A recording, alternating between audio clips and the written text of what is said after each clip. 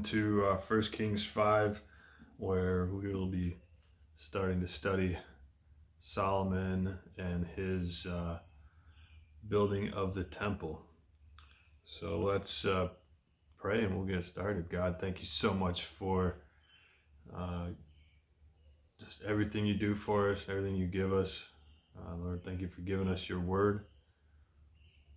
And thank you for just providing all this history and these things for us to read and to realize that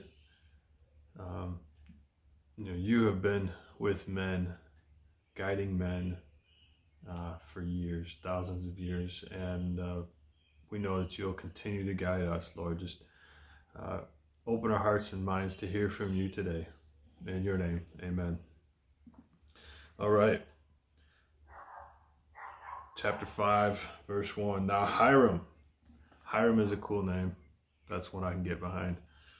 Hiram, king of Tyre, sent his servants to Solomon because he heard that they had anointed him king in place of his father, for Hiram had always loved David.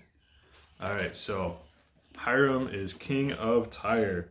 Well, where is Tyre? Guess what? I'm going to show you. Find this right map here. All right. So here we go. Here's our map that I showed you last week. And Tyre is right up here where my pinky. Okay, so you see the dark pink and all that. That's all Israel. And the orange over here, that's where Solomon expanded. This yellow strip on the coast is not Israel. All right, and Hiram is up there, king of Tyre.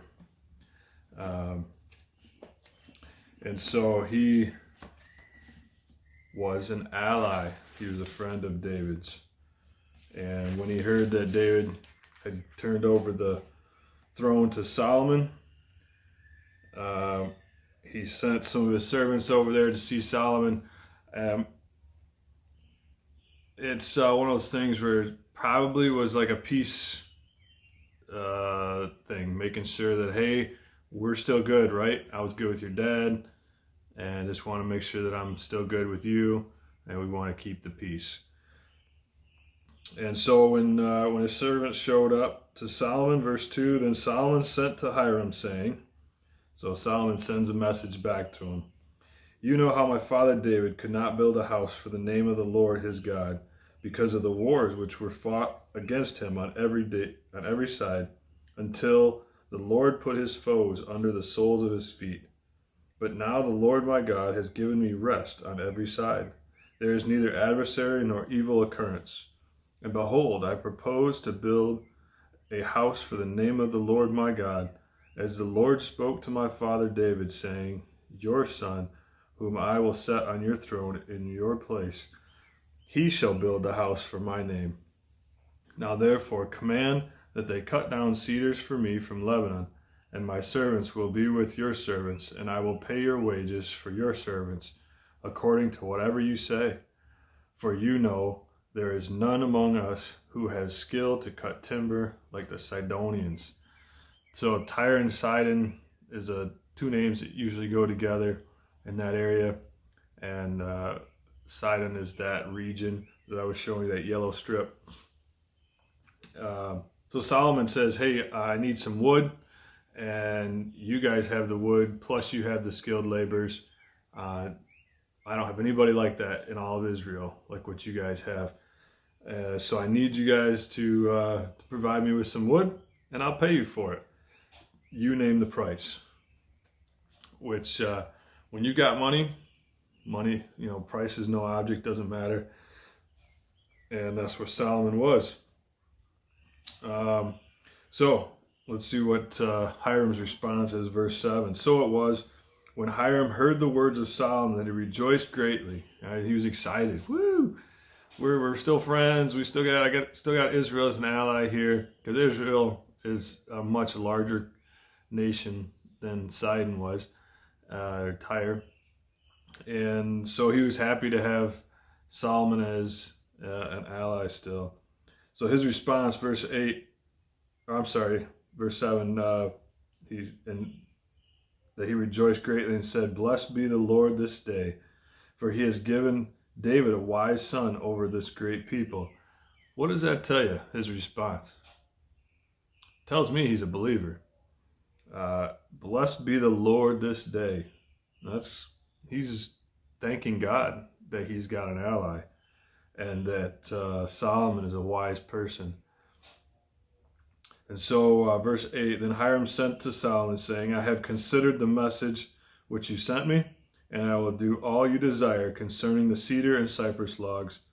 My servant shall bring them down from Lebanon to the sea. I will float them in rafts by sea to the place you indicate to me, and will have them broken apart there. Then you can take them away, and you shall fulfill my desire by giving food for my household." All right, so one thing that Tyre lacked was good food. They didn't have all the produce. They didn't have all the crops that Israel had.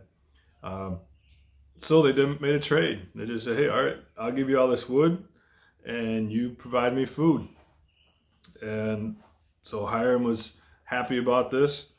And verse 10, then Hiram gave Solomon cedar and cypress logs according to all his desire. And Solomon gave Hiram 20,000 cores of wheat as food for his household, and 20 cores of pressed oil. All right, remember what a core is? We talked about this last week. A core is 60 gallons. All right, so go back to the number. 20,000 cores times 60. We are looking at a very large number, looking at 1 million gallons of, over 1 million gallons of wheat for his household, and 20 cores. So looking at 1,200 gallons of pressed oil. Thus Solomon gave to Hiram year after year. That was his price. He said, "Okay, I will provide food for you guys." And here we go. So he did it year after year. So the Lord gave Solomon wisdom as he had promised him, and there was peace between Hiram and Solomon. And the two of them made a treaty together. So there's peace there. Again, remember, Solomon said, there's no war, there's no battle, I have no adversary. Everything's good. And this was another instance of this.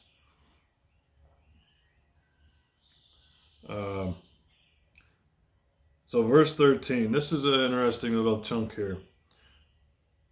Then King Solomon raised up a labor force out of all Israel, and the labor force was 30,000 men. And he sent them to Lebanon, 10,000 a month in shifts. They were 1 month in Lebanon and 2 months at home. Adoniram was in charge of the labor force. Solomon had 70,000 who carried burdens, 80,000 who quarried stone in the mountains, besides 3,300 from the chiefs of Solomon's deputies, who supervised the people who labored in the work. And the king commanded them to quarry large stones, costly stones, and hewn stones to lay the foundation of the temple. So Solomon's builders, Hiram's builders, and the Gebalites quarried them. And they prepared timber and stones to build the temple. So Solomon created a workforce. Now again, it doesn't say that he forced them to do it. It doesn't say that these guys were slaves. In my mind, I don't think it probably was. I think Solomon found people that were skilled, and he had them go do this work and reimburse them for their time. You know, they were probably paid laborers. I don't know how much they were encouraged to do this versus not. But it just seems like the whole atmosphere of Israel is just one of peace, of they're happy where they are. They're happy with their king. They're proud of their heritage, and so they're probably just doing whatever they're asked to do. Look at that work time. 1 month on, 2 months off. Most people would jump on that. And you go away for a month, and then you're back for 2 months solid. Some people wouldn't like it. I don't know. That's a long time to be away from home. But, I guess if the opportunity arose, we'd have to discuss it. And so what did they put together? They put together almost 200,000 guys that were part of this workforce. 200,000 people working to build the temple. 200,000. That's interesting. A lot of people. We're going to keep going. Chapter 6. Chapter 6 is a list. It is just a description of the temple and how it was built. And we're going to read through it. And then when I'm done reading, then I'll talk about it for a minute. But it's a lot of measurement. It's a lot of description. So hopefully you'll be able to get a picture of what this is, how the building went. But let's read here in chapter 6, verse 1. And it came to pass in the 480th year after the children of Israel had come out of the land of Egypt, in the 4th year of Solomon's reign over Israel, in the month of Ziv, which is the 2nd month, that he began to build the house of the Lord. Now the house which Solomon built for the Lord, its length was 60 cubits, its width 20, and its height 30 cubits. The vestibule in front of the sanctuary of the house was 20 cubits long. Across the width of the house and the width of the vestibule extended 10 cubits from the house, or from the front of the house. And he made the house windows with beveled frames. Against the wall of the temple he built chambers all around, against the walls of the temple, all around the sanctuary and the inner sanctuary. Thus he made side chambers all around it. The lowest chamber was 5 cubits wide, the middle was 6 cubits wide, and the third was 7 cubits wide. For he made narrow ledges around the outside of the temple, so that the support beams would not be fastened into the walls of the temple.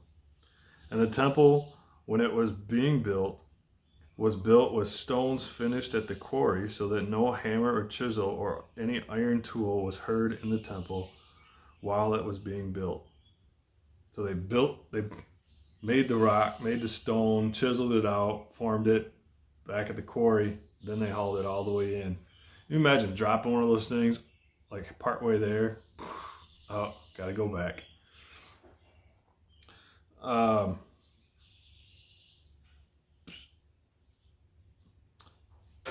The doorway for the middle story was on the right side of the temple. They went up by stairs to the middle story, and from the middle to the third.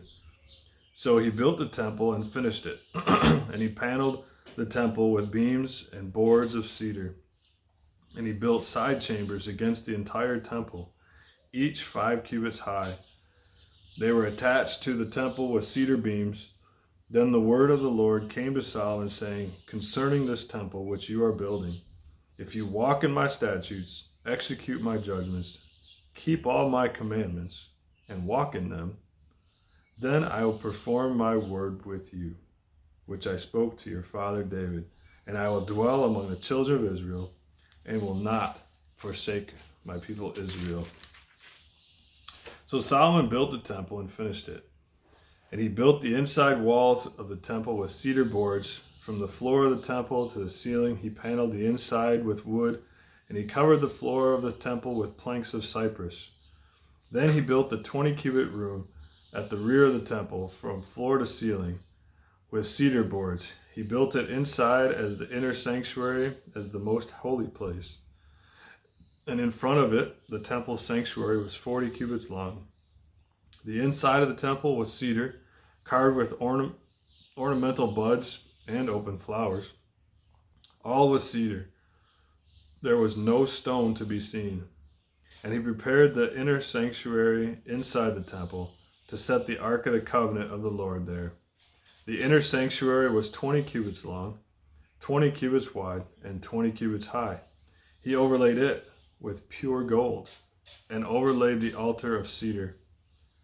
So Solomon overlaid the inside of the temple with pure gold. He stretched gold chains across the front of the inner sanctuary and overlaid it with gold.